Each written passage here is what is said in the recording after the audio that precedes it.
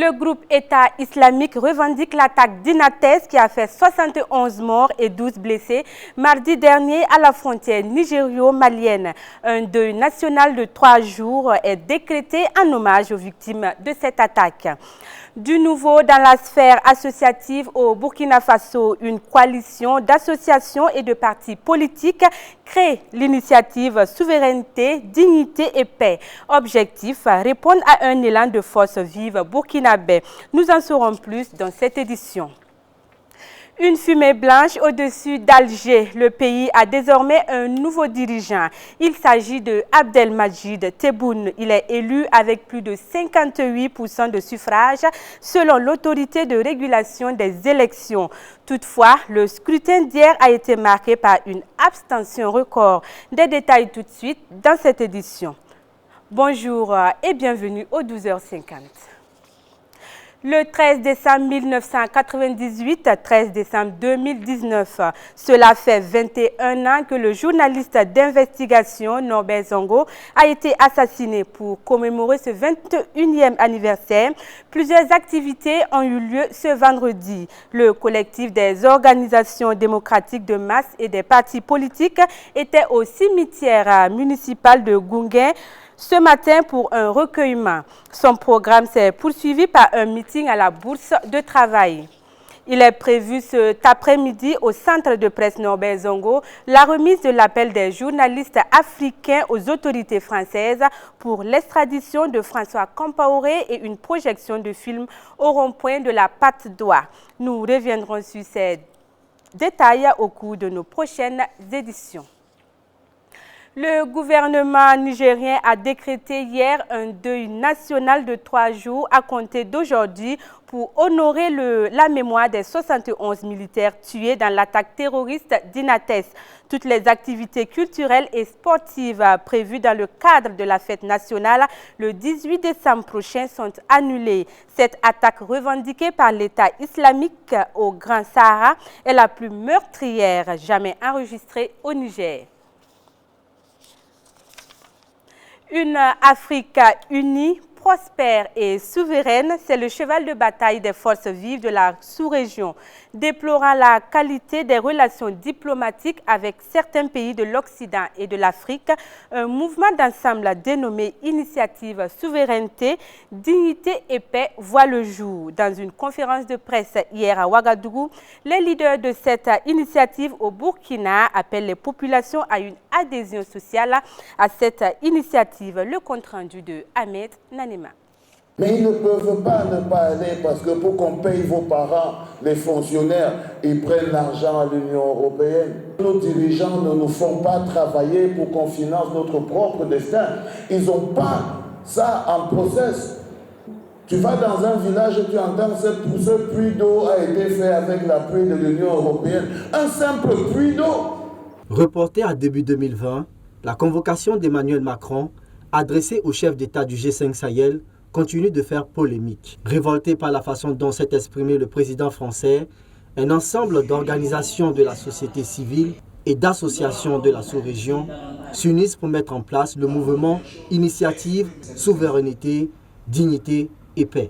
Au Burkina Faso, les leaders de cette organisation appellent les populations à y adhérer. Nous voulons à travers cela informer toute la jeunesse africaine qu'en ce moment même, nous coordonnons tout le mouvement qui doit se faire dans la sous-région et dans les pays du G5 Sahel. Cette initiative Souveraineté, Dignité et Paix, c'est elle qui coordonne à travers cette table de séance toutes les actions qui vont se mener les jours à venir au Mali, au Niger, en Mauritanie, au Sénégal, en Côte d'Ivoire. Pour les membres du mouvement Initiative Souveraineté, Dignité et Paix, il existe des règles diplomatiques que doivent respecter les dirigeants européens vis-à-vis de l'Afrique.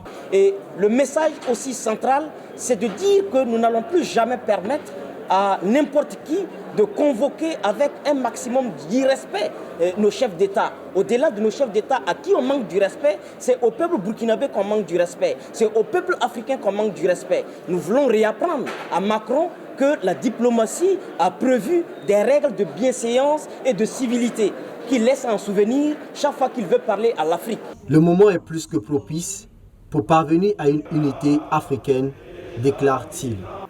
Nous avons commémoré le discours de Kwame Nkrumah. Je pense sous le contrôle de Bayala, on était ensemble à Accra pour rappeler que c'est maintenant ou jamais que l'Afrique doit s'unir. Les actions que le collectif contre l'impérialisme entend mener sont entre autres des marches-meetings dans les villes intérieures et capitales politiques, ainsi qu'une production de messages solennels contenant les aspirations des peuples aux dirigeants des 5 pays du G5 Sahel. En Algérie, c'est Abdelmadjid Tebboune qui va succéder à Bouteflika. Il a été élu avec plus de 58% des voix. Les résultats définitifs seront proclamés par le Conseil constitutionnel entre les 16 et 25 décembre prochains. Hier, plus de 6 Algériens sur 10 ont boudé les urnes, un scrutin qui a été marqué par une abstention record et vigoureusement rejeté par le Irak, le mouvement de contestation populaire qui avait contraint en avril dernier le président Abdelaziz Bouteflika à la démission.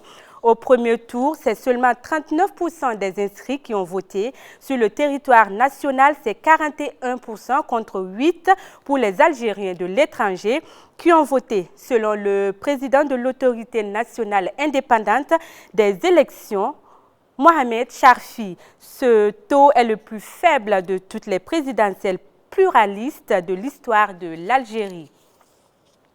On poursuit ce journal avec le thème de la culture. La 4e édition du concours Les Cracks de la Nation ont connu son épilogue lundi dernier à Tinkodogo. Et c'est le lycée départemental de Zabré qui remporte le premier prix d'une valeur de 1 million de francs CFA en plus d'un trophée. Ce concours initié par l'Association pour la sauvegarde des valeurs traditionnelles et culturelles vise à promouvoir l'excellence en milieu scolaire à travers la connaissance du Burkina Faso et de sa culture.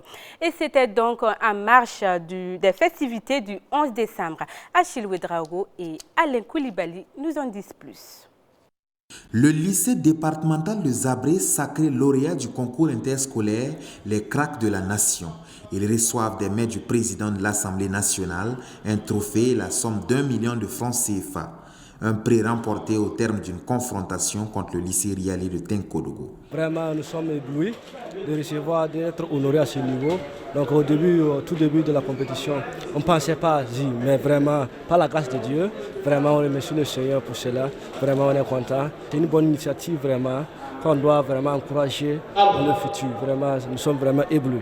4e du genre, ce concours initié par l'association DICON pour la sauvegarde des valeurs traditionnelles et culturelles vise à promouvoir l'excellence en milieu scolaire à travers la connaissance du Burkina Faso et sa culture, une initiative soutenue par l'Assemblée nationale. Vous savez, au niveau de l'Assemblée nationale, nous avons initié ce qu'on appelle les jours d'Aime, les journées de reconnaissance du député à l'enseignant, et ça c'est l'enseignant.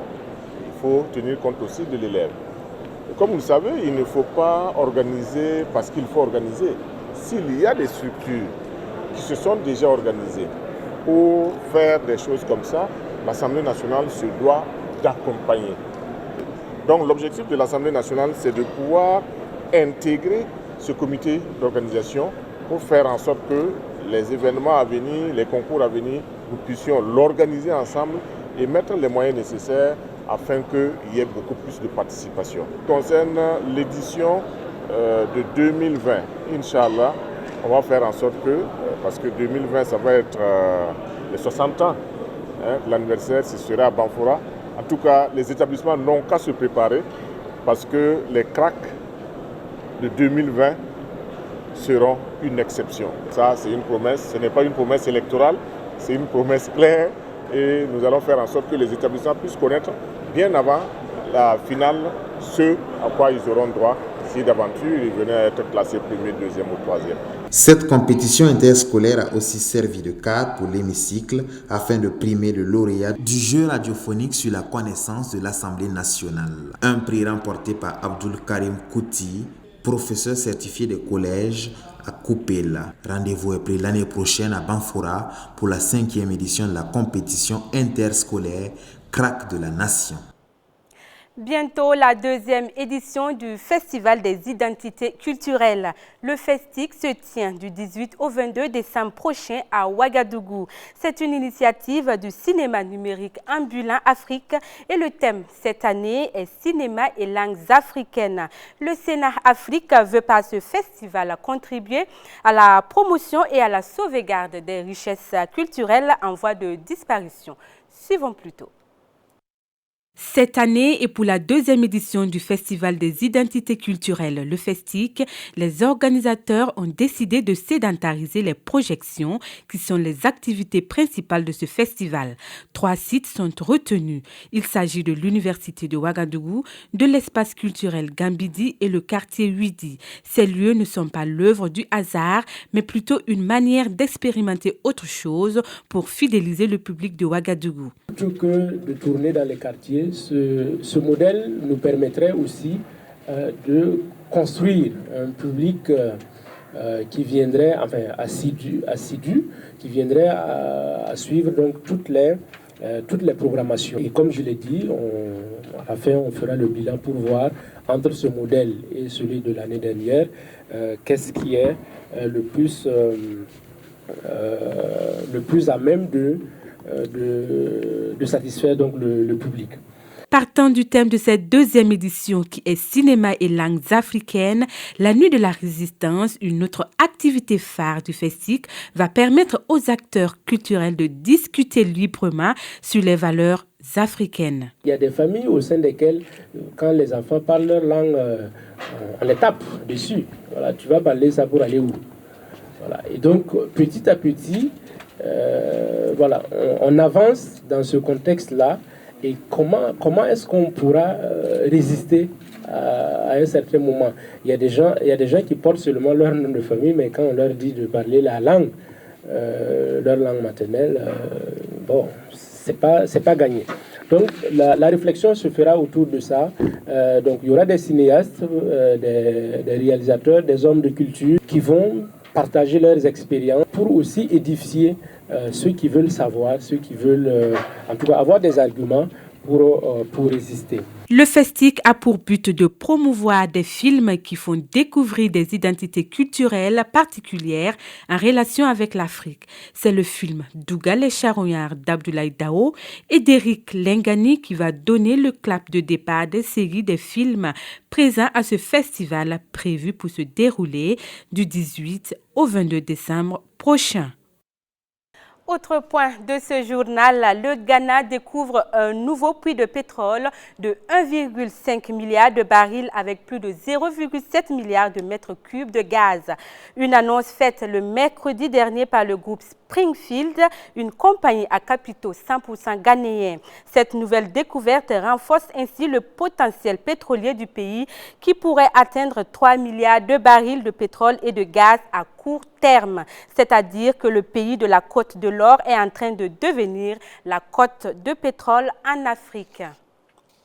Toujours à l'international, le Premier ministre britannique Boris Johnson, fervent défenseur du Brexit, a réussi son pari. Son camp, les conservateurs, se sont adjugés hier d'une écrasante majorité sans précédent depuis l'ère Margaret Thatcher. Il remporterait au moins 364 sièges sur 650 selon les résultats provisoires du scrutin législatif.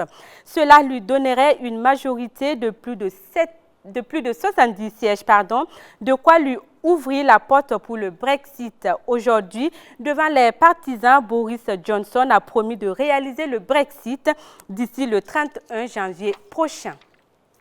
Voilà, c'est tout pour cette édition. Merci de l'avoir suivi. Je vous retrouve donc demain pour une nouvelle session d'information. D'ici là, portez-vous bien et à demain.